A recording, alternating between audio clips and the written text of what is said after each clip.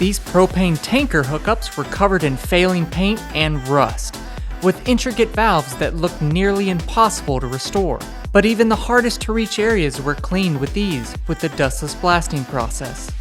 Up next, a 1964 Pontiac that's paint was too dull and in desperate need of a complete overhaul. After a little blasting, this car finally got the sleek look it deserved.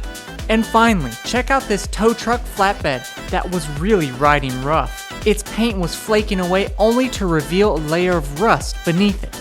A quick blast later revealed clean white metal and some true potential.